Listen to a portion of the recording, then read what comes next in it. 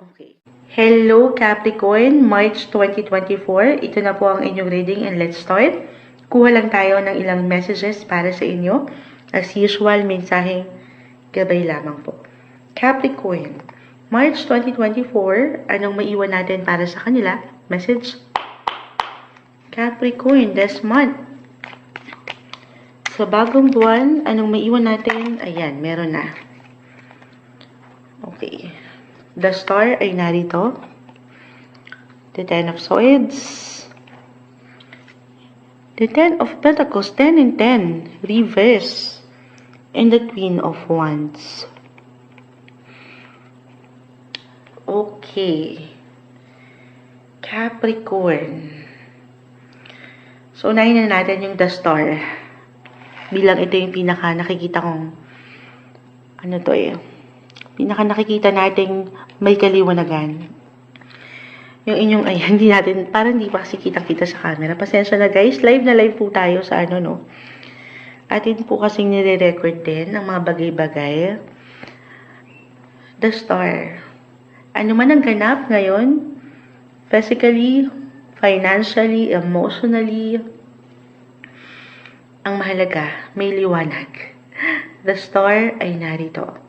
Ito yung hopeful Nag-iiwan ito sa'yo ng pag-asa. Meron at merong pag-asa.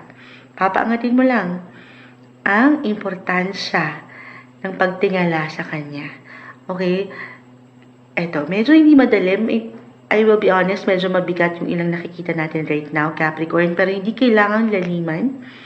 Okay? Mensaheng gabay lamang po. Isa pa, temporary lang ang mga bagay-bagay. Patuloy na umiikot ang buhay. Napaka-normal na dumadaan tayo sa ups and downs, highs or lows. The Ten of Swords, 10 and 10. So, maring merong pagkapagod tayo unang-una sa trabaho, pera. Okay? Ten of Swords, kita mo naman siya, meron dito 10 espada. 10 espada na nakasaksak sa kanya. So, definitely, hindi siya madali, masakit. Ulitin ko po, pwede itong mag-apply financially. This one is in reverse, Ten of Pentacles. Emotionally, physically. May pagka-drained ng pakiramdam na very normal. Maaring kahit at one point po ito na pwede niyong maramdaman ngayon. Or, maaring ito, yung proseso, magkakaiba tayo. Kahit pa pare-pareho kayo ng sign, Capricorn, sa realidad po, tayo pa rin ay magkakaiba ng sitwasyon, posisyon. Ano man itong pain na nararamdaman nyo ngayon? Ulitin ko, physically, mentally, financially. Gaano man to parang ang hirap ng tingnan on the brighter side ng buhay. Sabi ko nga, the star ay narito. Yung struggle na yan, difficulty na yan, Capricorn, it could be a turning point Big happy changes yung nakikita ko rito. Pero dito rin po, siyempre pa walang higit na makatutulong sa atin. Totoo naman yan. Kung di ang ating sarili, dito sa ating mundong ginagalawan, as a Capricorn, palaban naman kayo Masipag kayo.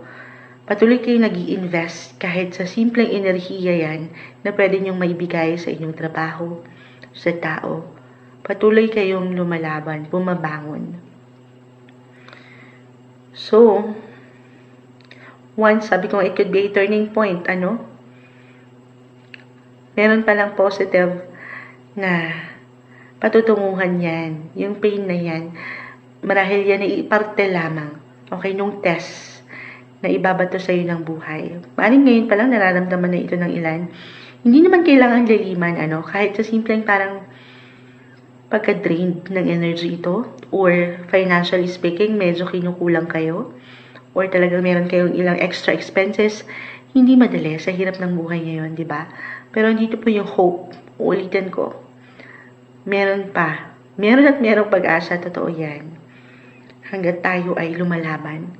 Yung energy dito, yung iyong confident, yung pagiging positive, kapitan mo yan.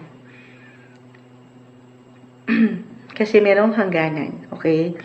Hindi natatapos sa isang pain or sa isang kakulangan ang iyong nararamdaman. Capricorn. Ito, right now, astrologically, sa Capricorn, nag-highlight ang pamilya. Lalo pang ako, meron ka ng ilang extra obligations pagdating sa point na yan. Kung meron ka ng kids, okay? Or ikaw tong breadwinners, ayun may bata, Kayo yung mga provider, medyo may pagkaano lang, tension tayo nakikita sa point na yan ngayon.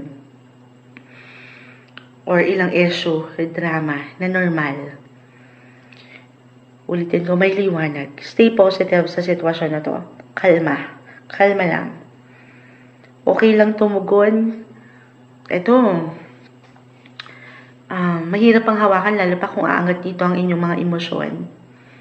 Pero,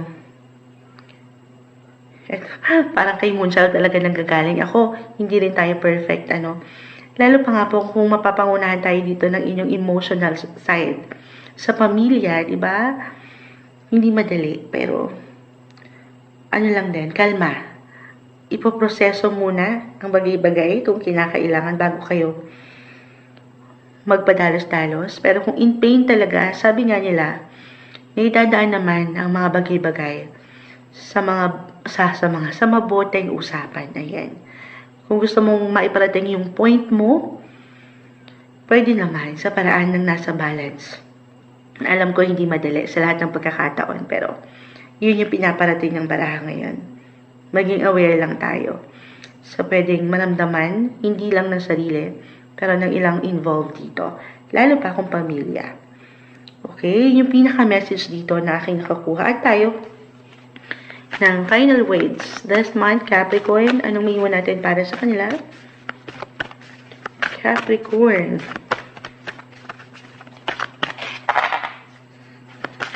Capricorn, March 2024.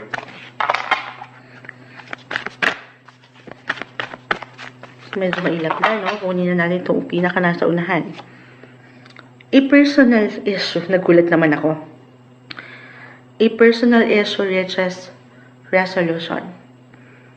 Ano man ang umangat na problem, okay? Kung meron talagang tension, if ever, full moon in Cancer, as I've mentioned, this March, isa po sa mag-highlight sa Capricorn, ay ang buhay pamilya. Cancer is all about home and family. Merong solusyon. Ano mang issue, drama ito, okay? Huwag kayong pangibabawan ng lungkot, or pangamba, or even nung pain, nung galit. Okay? Minsan, hindi na may iwasan yan. Tao lang tayo, pero kalma. Okay? Huwag natin madalian ng mga bagay-bagay. Kung kailangan mong damahin yan, anumang maramdaman, gawin yon, harapin yon. Ang mahalaga lang dito ay maging aware tayo ng nasa wasto, nasa balance.